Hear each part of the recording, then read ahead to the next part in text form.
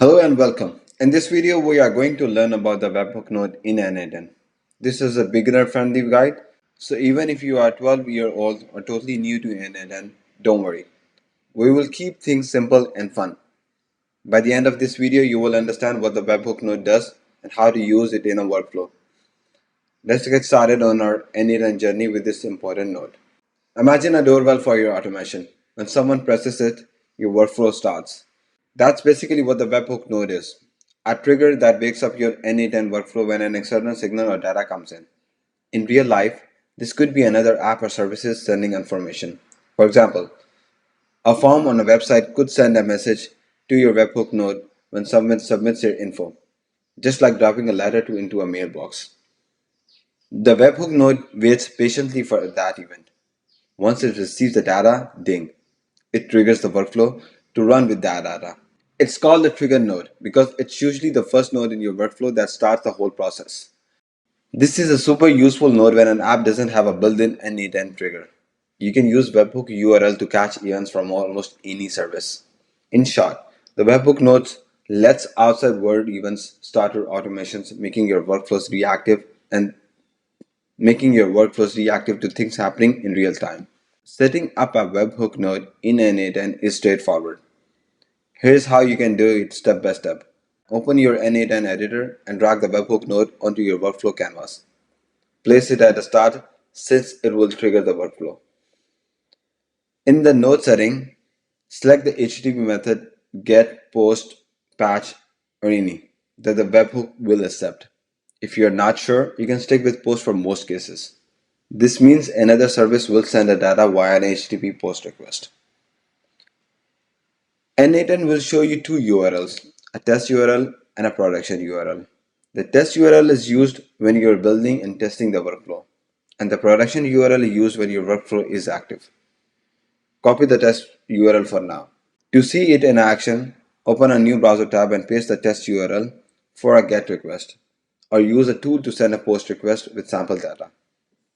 When you call that URL, n8n will catch the request. In the editor, click Listen for test event, then trigger the URL. You should see the workflow start and the webhook node outputs the received data. After the webhook node, you can connect other nodes to do something with the data. For example, you might connect an email node to send thank you email whenever the webhook receives a form submission, or any other node. Once you have tested successfully, activate the workflow. Now you should use the production URL. That's a permanent link that external services should call. When someone calls a production URL, your active workflow will run. That's it. You have set up a webhook node by defining how it listens and using the provided URL to trigger it. Remember, the webhook node is basically waiting for someone to knock on its door, and then it lets the whole workflow know it's time to go. Let's go through a simple example. Suppose you want to get a notification whenever someone fills out a contact form on your website, right? You could use the webhook node to achieve this. Let's say your website form can send form data to a URL when submitted. You take the webhook production URL from n8n and configure your website to send this data there. In n8n, your webhook receives the form info like name, message, email, number, whatever. That triggers the workflow. Next, you might add, say, an email node that automatically sends you an email with the message details, or a Slack node or a Telegram node to post a notification in your Slack channel or Telegram channel. When someone submits the form's data is sent to webhook URL, triggering the webhook node. The n8n workflow then runs and handles the data. For instance, emailing you got a new message from this name. All this happens instantly and hands-free. In this example, the webhook node is the bridge between your website and n8n. It catches the incoming data and starts the automation. There are many other use cases too. Webhooks are commonly used for things like receiving GitHub updates, payment notifications, and many more. But the idea is same. External event comes in, workflow runs.